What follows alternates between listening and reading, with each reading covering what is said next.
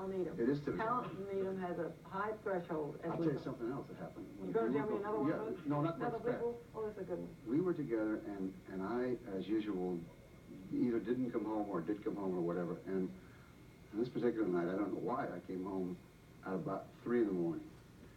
And there was a man called, I'm gonna condense this story real fast. There's a man called the Skid Row Slasher.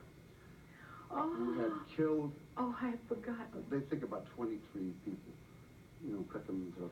And he was getting some drugs down below my house, and they said, you know who lives up there? And for some reason, I thought that was fascinating. He went up and waited in my closet for me. But I didn't come home. So he got bored waiting in the closet. And he went up to the house above me and killed one guy and cut the other guy real bad. Slid down the hill. And then I came home. It was then 3 o'clock in the morning. And you remember I used to leave the doors wide open. Oh, yeah. And I never had a weapon in the house. And I went in and I was lying down, and crawling on the floor was one of the guys from the house above. With his stomach wide open. He was holding his inside.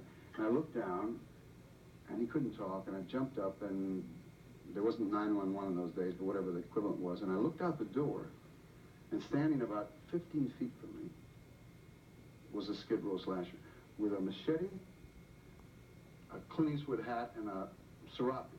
Right. He's staring at me. I'm staring at him, he's staring at me.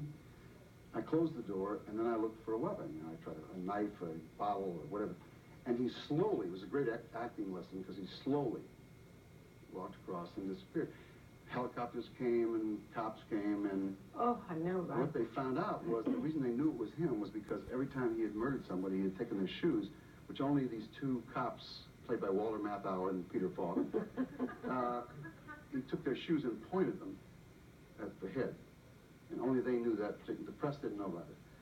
So they said, it's a Skid Row Slasher. And did you see him? I said, yeah, I looked right in his eye. There he is. So then I went down to do WW and Dixie Dance Kings. They called me and said, we got him. Because when he slid down the hill, his food stamps came out. And we tracked him to his address. And will you come and identify him? I said, yeah. I come back, I fly me in, they bring me down to the bottom, and I must say, nobody knew about this. I was in the basement. I come up, and I'm standing back there, and I'm standing with some cop who was a very nice guy, and he said, when you walk out, look right at him. Don't be intimidated. I said, I'm not going to be intimidated. He said, look right at him. I said, I'm not worried about it.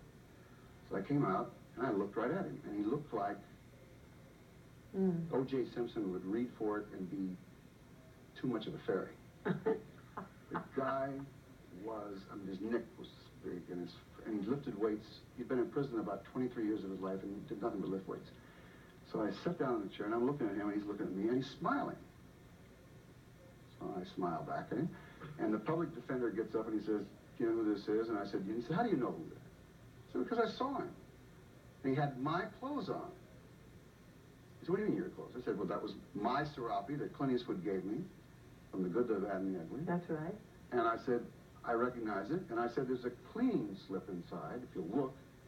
I never could figure out why they did this. Instead of Reynolds, it says R-E-Y-O. And the guys blanched, and they took it up, and the judge said, So then he said, well, you're an actor, aren't you? And I said, well, the jury's still out about that. And I got a very nice laugh. And the judge said, this is not the Tonight Show, Mr. Reynolds, just answer the question. I said, yes. And so we went back and forth, and he had my identification bracelet on. So it was very short, but I had nailed it.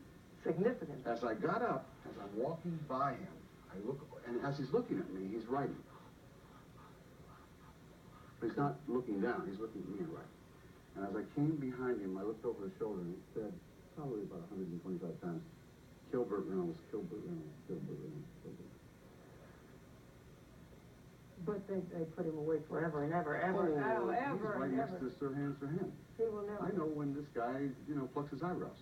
But the story, the end of the story is, if I hadn't been with you, I would have come home probably at 9. See? And he would have been there, and I'd have my shoes pointed at me right now. And they said the best movie he ever did was The Wild One. Or you named that picture. Yeah. Well, it was before anything good happened to me, and it was because I was with you. That's right. See, I knew that.